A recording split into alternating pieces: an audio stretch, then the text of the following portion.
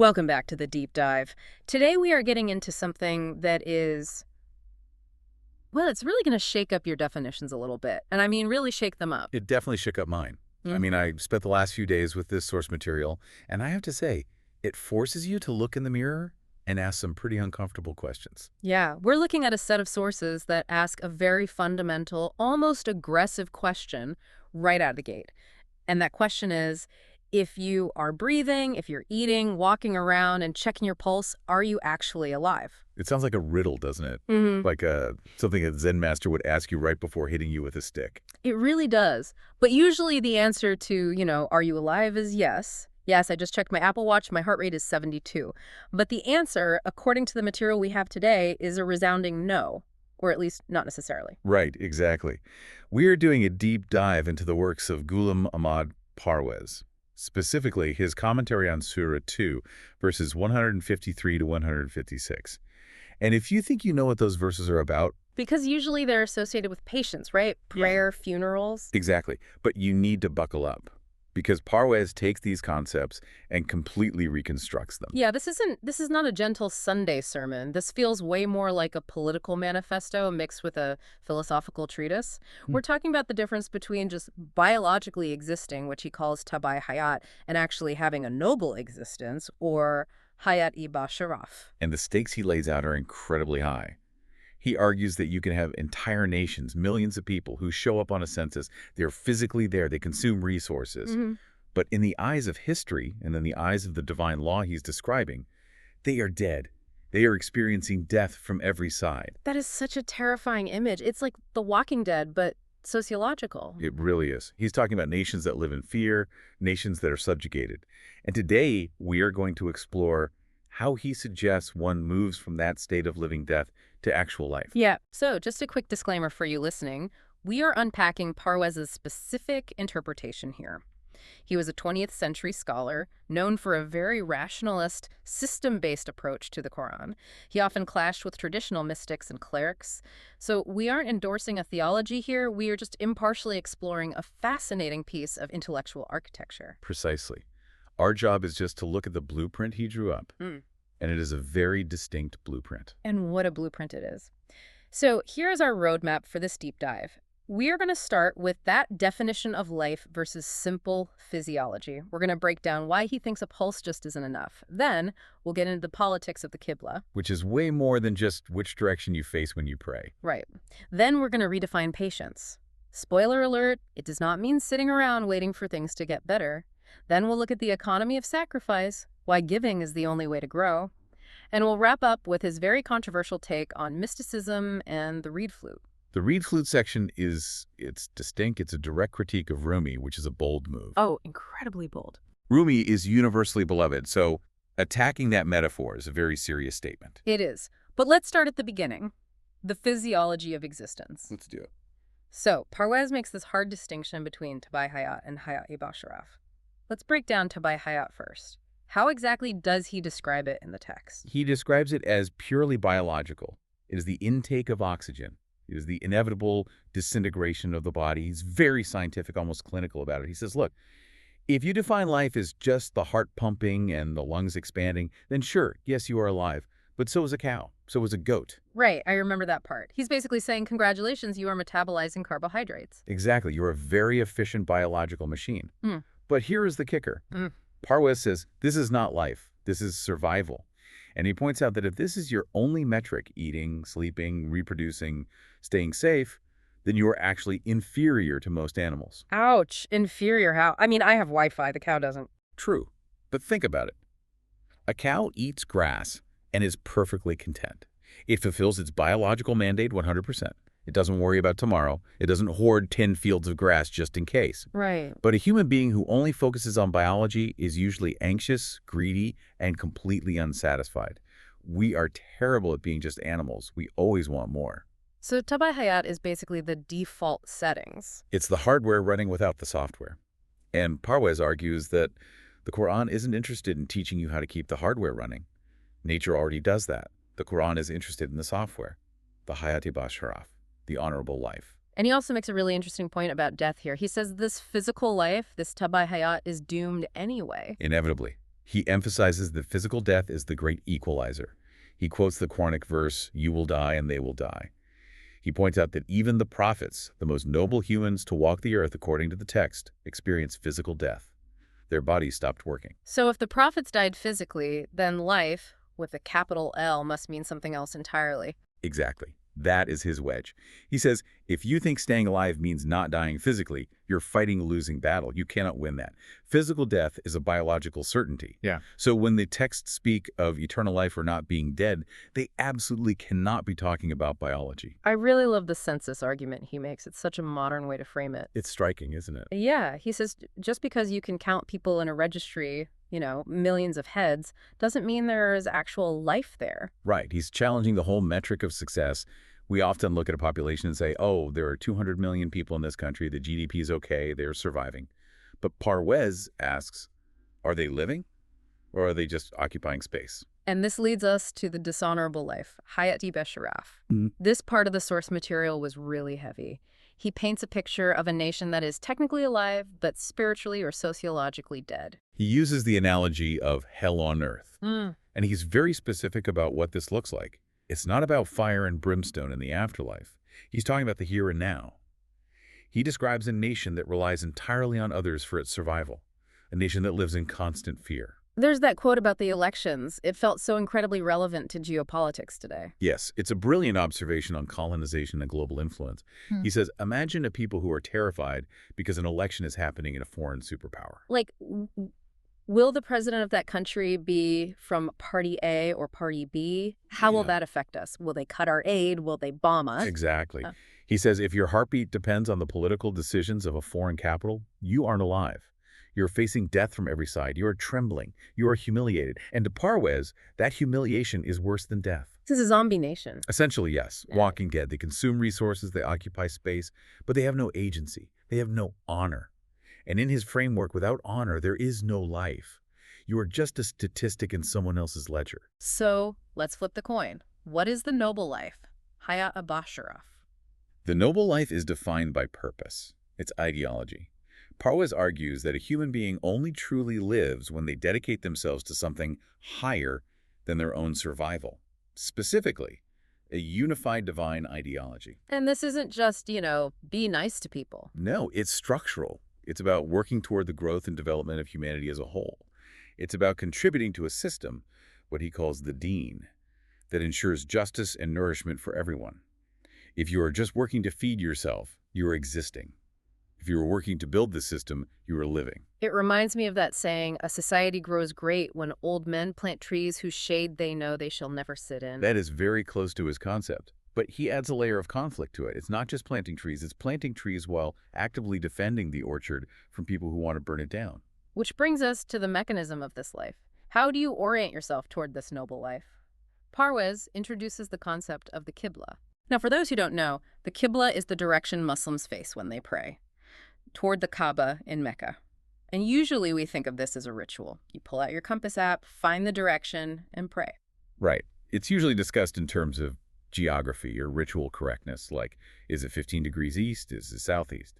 But Parwez goes somewhere else entirely with this. He asks, is the Qibla just about facing east or west? And he answers, no. He calls it a formal declaration of a new social and political order. A manifesto. And to understand why, you have to look at how he defines the word Qibla itself. He argues that in the ancient world, and even in the geopolitical world today, a center of orientation isn't just a spot on a map. It's a headquarters. A headquarters of what? Of authority, of law. Think about it. If you are a citizen of the UK, your political Qibla is Westminster. That is where the laws come from that govern your life. If you are Catholic, your spiritual Qibla is the Vatican. Okay, I follow. It's the source of the signal you are obeying. Exactly. So Parwez brings in this Cold War analogy.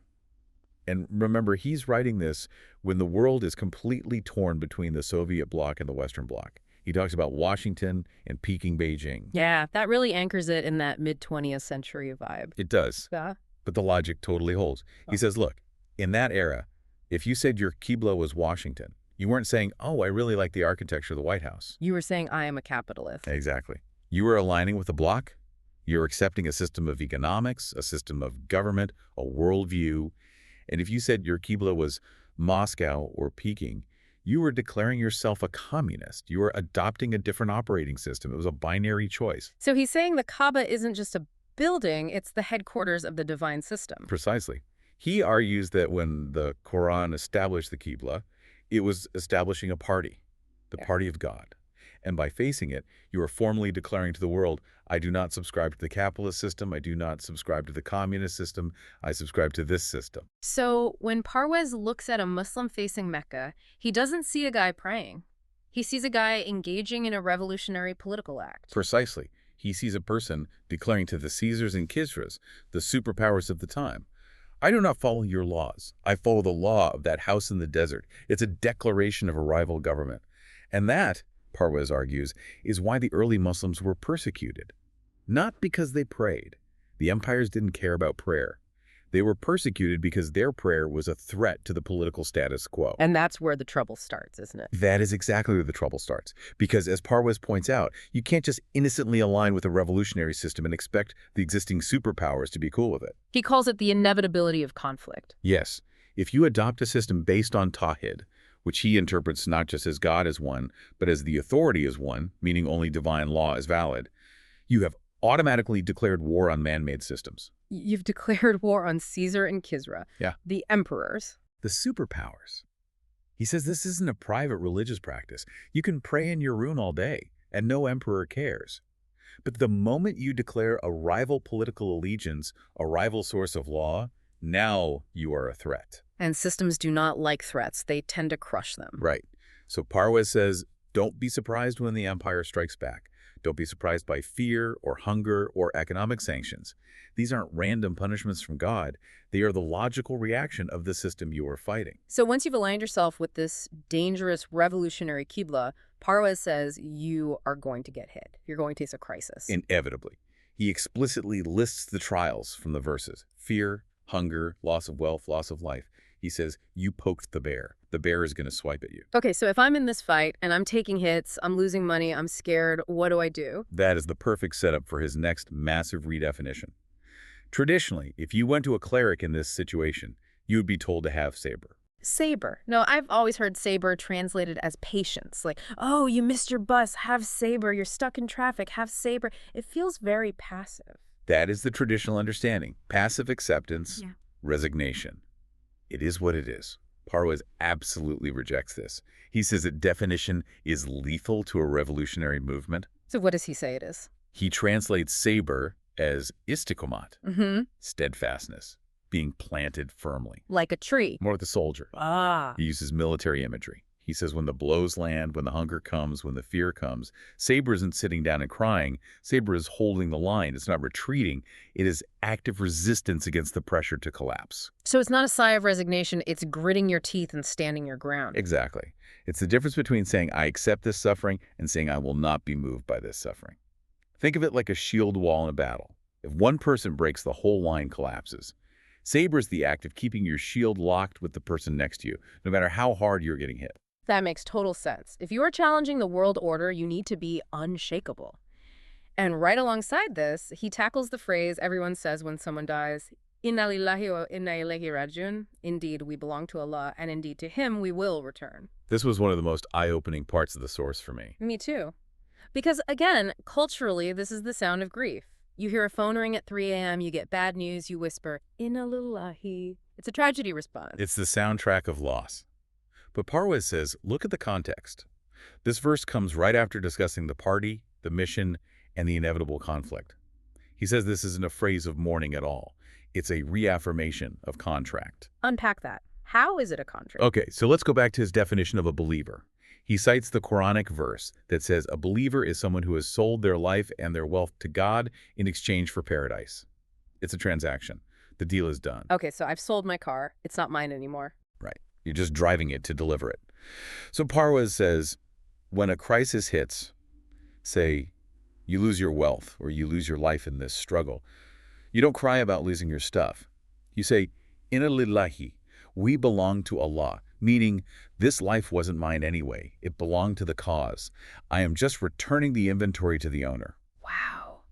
That completely changes the energy. It really does. It turns it from, oh no, look what I lost, to I am fulfilling my commitment. It's a statement of defiance. You can't hurt me by taking my life because I already gave it away. It's almost like you can't fire me, I quit. But in a divine sense, you can't kill me, I already sold my life. In a way, yes, it removes the leverage the enemy has over you. If you aren't attached to your life because you've already signed it over to a higher purpose, you become very dangerous to the status quo. You become impossible to intimidate. Which connects directly to the next big segment we have, the economics of the self, or giving versus consuming.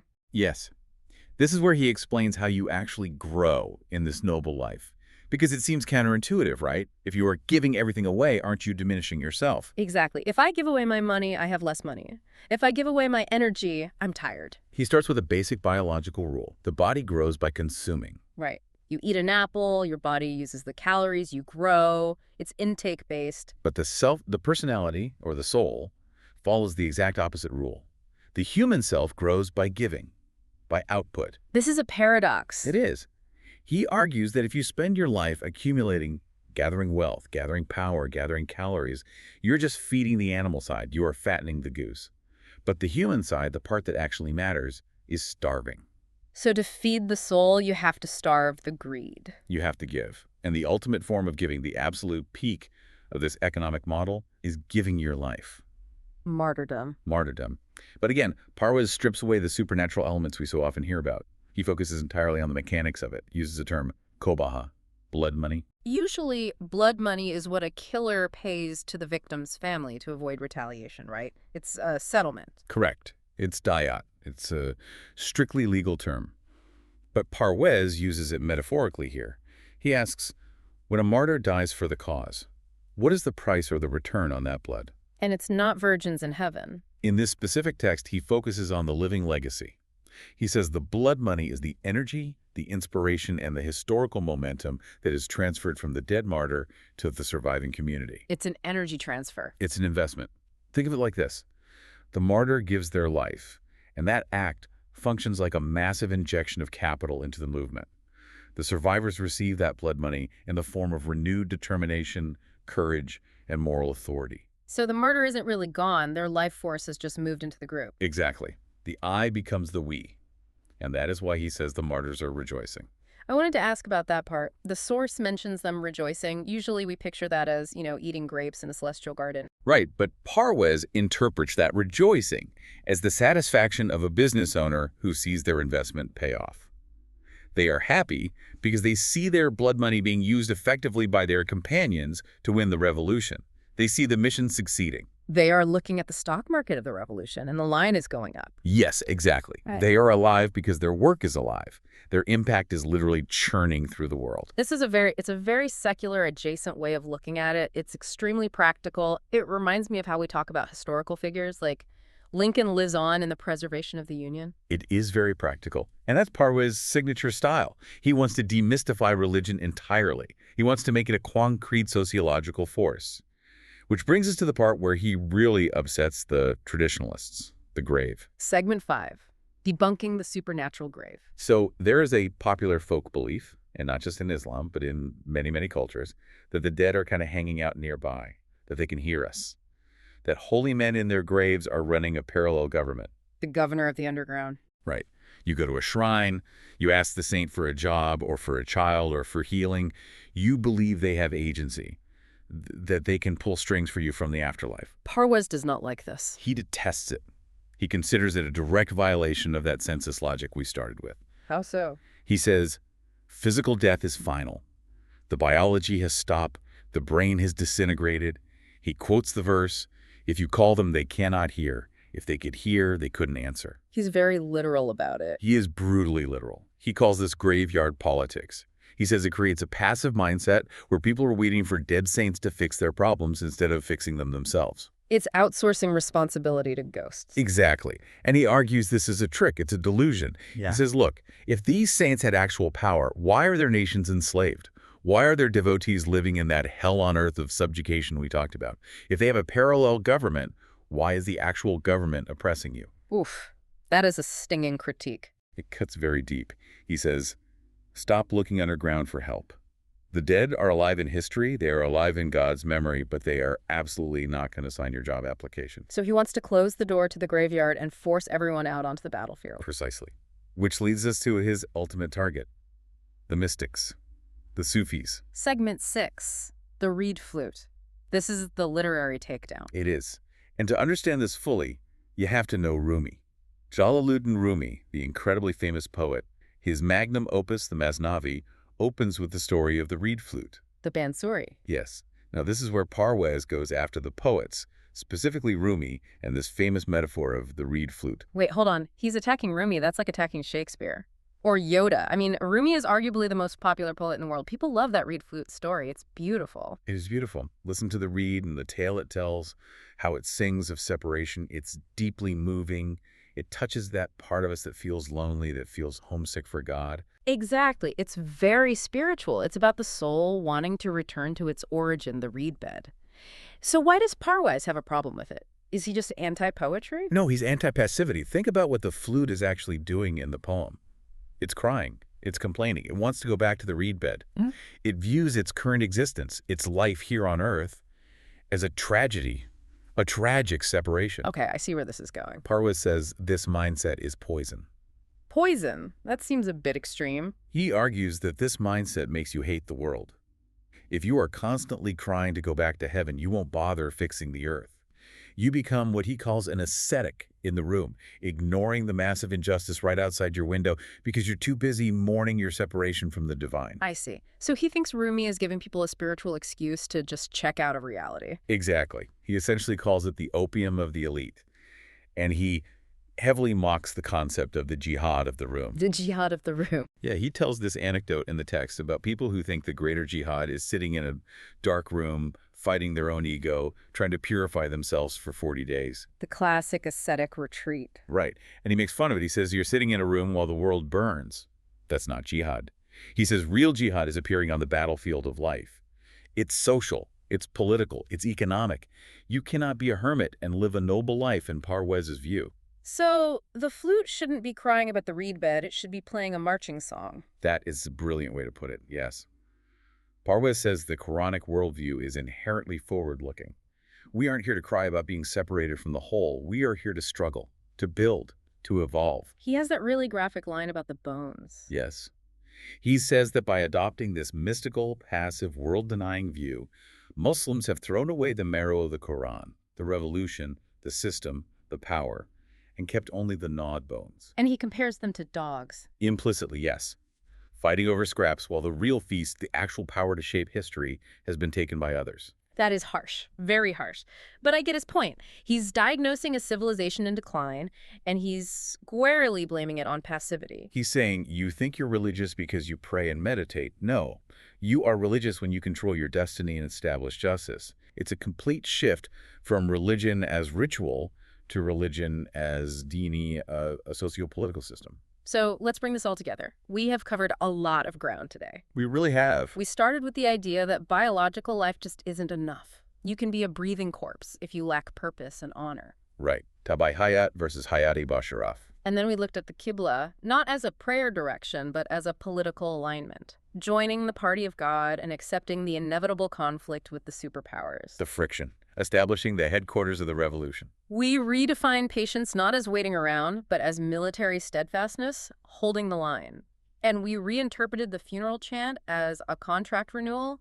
I sold this life, it's not mine to weep over. Act of defiance. We looked at the economics of giving. You only grow by what you give away. And finally, we smashed the idea of the supernatural grave and the crying flute. No ghosts, no homesickness, just action, right here and now. It is a philosophy of absolute agency. Parwez is basically telling the listener, you are not a victim of fate. You are not a passive observer. You are an architect of a new world, but only if you are willing to pay the price. And the price is the self. The price is the self. But the return on that investment is life. Real life. It's a deeply compelling argument. Even if you don't agree with his theology, you have to respect the internal consistency of it. It's a massive call to arms for the human spirit. It absolutely challenges you to look at your own life differently. And that leads us to our final thought for you, the listener. We always like to leave you with a provocation at the end of these deep dives. So here it is. Parwez so clearly distinguishes between survival and legacy, between consuming and giving. In the census of history, most people are just numbers. They eat, they sleep, they die, they're tabai hayat. So the question you have to ask yourself is, if we stripped away your biological survival, your heartbeat, your bank account, your daily routine, what is actually left? Is there a noble life underneath all of that? Is there a blood money legacy you are building right now that will energize the people around you long after you're gone? Or are you just breathing? If you are breathing, eating, and walking around, are you actually alive? That is the ultimate question. Thanks for diving deep with us. We'll see you next time. Stay alive.